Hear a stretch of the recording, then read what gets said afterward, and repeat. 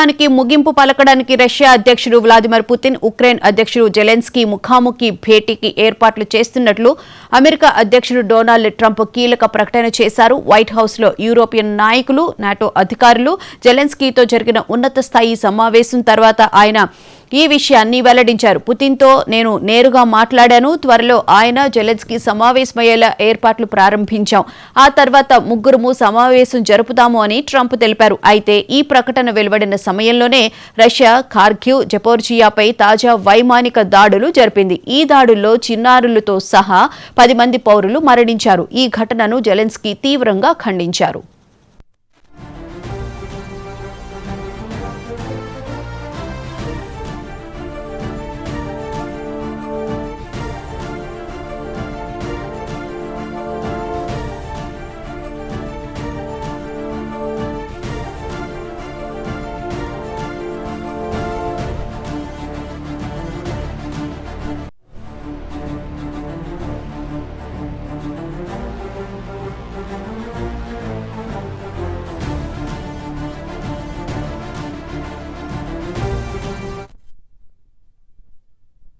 ముగింపు పలకడానికి రష్యా అధ్యక్షుడు వ్లాదిమిర్ పుతిన్ ఉక్రెయిన్ అధ్యక్షుడు వోలోడిమిర్ జెలెన్స్కీ ముఖాముఖి భేటీకి ఏర్పాట్లు చేస్తున్నట్లు అమెరికా అధ్యక్షుడు డొనాల్డ్ ట్రంప్ కీలక ప్రకటన చేశారు. వైట్ హౌస్లో యూరోపియన్ నాయకులు, నాటో అధికారులు జెలెన్స్కీతో జరిగిన ఉన్నత స్థాయి సమావేశం తర్వాత ఆయన ఈ విషయాన్ని వెల్లడించారు. పుతిన్తో నేను నేరుగా మాట్లాడాను. త్వరలో ఆయన జెలెన్స్కీ సమావేశమయ్యేలా ఏర్పాట్లు ప్రారంభించాం.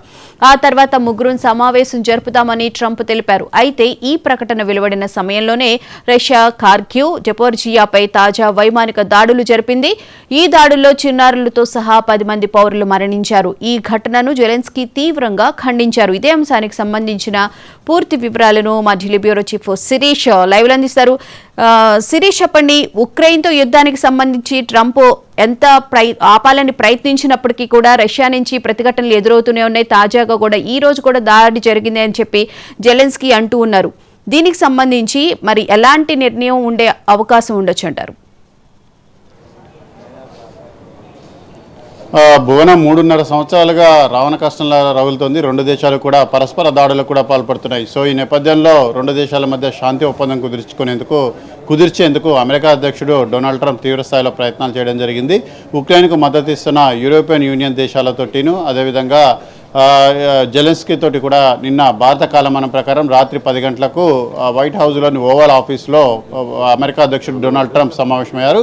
ముఖ్యంగా ఈ సమావేశంలో కనుక చూసినట్లయితే ఈ రష్యాతో చేసుకోవాల్సిన శాంతి ఒప్పందం పైన సమావేశంలో డిస్కషన్ అనేది కూడా జరిగింది. ఓవరాల్గా చూసినట్లయితే ఇది బైడెన్ ప్రారంభించిన యుద్ధం. ఈ యుద్ధంతో తనకు ఎటువంటి సంబంధం కూడా లేదు. ఒకవేళ శాంతి ఒప్పందం కుదుర్చుకోవాలంటే కుదుర్చుకోవచ్చు, లేదా ఉక్రెయిన్ మరింత నాశనం చేసుకోవాలంటే అది జెలెన్స్కీ చేతుల్లోనే ఉంది అని చెప్పేసి కూడా ట్రంప్ కఠినంగానే కూడా మాట్లాడడం కూడా జరిగింది. ముఖ్యంగా వైట్ హౌస్లో జరిగిన సమావేశంలో ఉక్రెయిన్ అధ్యక్షుడు జెలెన్స్కీతో పాటు ఫ్రాన్స్ అధ్యక్షుడు ఇమాన్యుయల్ మ్యాక్రాన్, ఫిన్లాండ్ అధ్యక్షుడు అలెగ్జాండర్ స్టబ్, ఇటలీ ప్రధాని జార్జ్ మెలోని, యూకే ప్రధాని Keir Starmer, Germany chancellor Friedrich Merz, European యూనియన్కు సంబంధించిన commissioner Ursula von der Leyen, NATO secretary general Mark Rutte తోటి ఈ చర్చలన్నింటి కూడా జరిగాయి.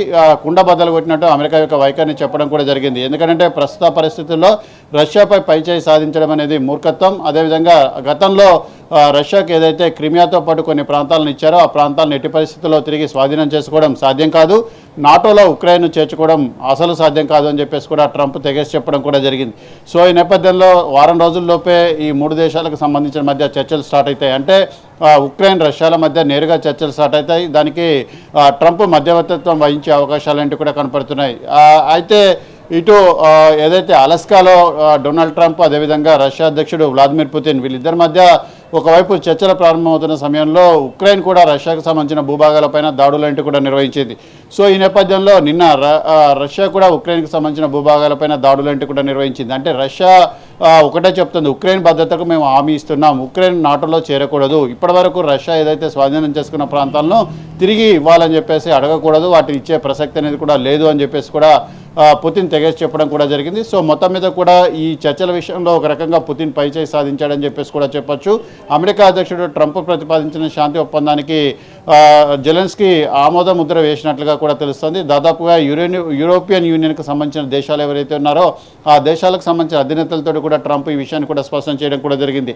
సో మొత్తం మీద కూడా సమావేశం అనేది కూడా చాలా అద్భుతంగా జరిగిందని చెప్పేసి సమావేశం అనంతరం ట్రంప్ తన సోషల్ మీడియా వేదికలో ప్రకటించారు. సో వచ్చే వారం అనేది అనుకున్నట్టుగా ఈ రెండు దేశాల మధ్య చర్చలేంటివి నేరుగా ప్రారంభమవుతాయా లేదనేది కూడా చూడాలి. అయితే ఈ యుద్ధానికి ముగింపు పలకాలనే ఆలోచనలో కూడా ఇటు రష్యా అదేవిధంగా ఉక్రెయిన్ కూడా ఉన్నారు. దీన్ని ఎంతో కాలం సాగదీయడం అనేది కూడా సాధ్యం కాదు. దీనివల్ల భవిష్యత్తు తరాల వాళ్ళు తీవ్రంగా నష్టపోయే అవకాశం కూడా ఉంది. ఇప్పటికే ఉక్రెయిన్ అనేది కూడా దాదాపుగా ధ్వంసమైన పరిస్థితి అనేది కూడా ఉంది. సో ఈ నేపథ్యంలో ఉక్రెయిన్ పునర్నిర్మాణం కోసం దాదాపు 10 నుంచి 20 సంవత్సరాల సమయం కూడా పట్టే అవకాశం ఉంది. కాబట్టి వీటన్నిటిని కూడా దృష్టిలో ఉంచుకొని దీనికి తగినంత త్వరగా ముగింపు పలకాలని చెప్పేసి జెలెన్స్కీకి హితవు పలకడం జరిగింది. అయితే ఎట్టి పరిస్థితుల్లోనూ ఉక్రెయిన్ వైపు యుద్ధాన్ని కొనసాగిస్తే మాత్రం ఉక్రెయిన్ వైపు అమెరికా నిలబడే అవకాశం కూడా లేదు. నాటో దళాలు కూడా సహకరించాలని చెప్పేసి కూడా అమెరికా కోరదు. కాబట్టి తప్పనిసరి పరిస్థితుల్లో మీరు శాంతి ఒప్పందం చేసుకోండి అని చెప్పేసి జెలెన్స్కీపై ఒత్తిడి తేవడం జరుగుతుంది. సో మొత్తం మీద కూడా మరి ట్రంప్ అనుకున్నట్లుగా ఇరు దేశాల మధ్య చర్చలు ప్రారంభమై చర్చలన్నీ కూడా ఫలప్రదంగా ముగిసి ఈ 3.5 సంవత్సరాల యుద్ధానికి ముగింపు అనేది కూడా లభిస్తుందా లేదా అనేది కూడా చూడాలి. మొత్తం మీద కూడా రెండు దేశాల మధ్య జరుగుతున్న పోర్లో అమాయకులు చిన్నపిల్లలు సముద్రవుతున్న పరిస్థితి. సో ఈ నేపథ్యంలో రెండు దేశాలు కూడా కొంత వెనక్కి తగ్గే అవకాశాలు కూడా కనపడుతున్నాయి భువన. అలాగే శిరీష్, ముఖ్యంగా చూసుకుంటే రష్యా ప్రారంభించిన యుద్ధాన్ని రష్యానే ఆపాలని చెప్పి ఉక్రెయిన్ అధ్యక్షుడు జెలెన్స్కీ కూడా అంటున్న నేపథ్యం అయితే కనిపిస్తూ ఉంది కదా శిరీష్. అంటే రష్యా ఆపడానికి సిద్ధంగానే ఉంది, కానీ ఉక్రెయిన్ ప్రతిదాడులు అంటే కూడా చేయకూడదు. మీరు చూసినట్లయితే ట్రంప్ అదేవిధంగా పుతిన్ల మధ్య చర్చలు జరుగుతున్న సమయంలో రష్యాలోని గ్యాస్ పైప్ లైన్లపైన ఉక్రెయిన్ దాడులేంటి కూడా నిర్వహించింది. నిన్న 3000 కిలోమీటర్లకు సంబంధించిన బాలిస్టిక్ క్షిపణి, సుదీర్ఘ క్షిపణిని ఒకదాన్ని ఉక్రెయిన్ తయారు చేసింది. సో ఇవన్నీ కూడా రెచ్చగొట్టే చర్యల కిందికి వస్తాయి. దాంతోపాటుగా ముఖ్యంగా యూరోపియన్ యూనియన్ నాటో దళాలు అండ చూసుకొని ఉక్రెయిన్ ఏదైతే దాడులు నిర్వహిస్తుందో ఆ దాడులను ఎట్టి పరిస్థితుల్లో కూడా ఆపాలని చెప్పేసి కూడా రష్యా చెప్తోంది. ఉక్రెయిన్ యొక్క భద్రతకు మేము హామీ ఇస్తున్నాం, ఉక్రెయిన్కి ఎటువంటి ఇబ్బంది అనేది కూడా కలగదు, కానీ నాటోలో చేరడం అనేది ఉక్రెయిన్ మానుకోవాలి, ఇప్పటివరకు రష్యా స్వాధీనం చేసుకున్న ప్రాంతాలను తిరిగి ఇవ్వాలని చెప్పేసి కోరుకోకూడదు అని చెప్పేసి ఒక షరతు అనేది కూడా రష్యా పెడుతుంది. రష్యా పెడుతున్న షరతులకు కనుక ఉక్రెయిన్ అంగీకరిస్తే మాత్రం రష్యా వెనక్కి తగ్గే అవకాశాలు ఉన్నాయి. Right, thank you Sirish.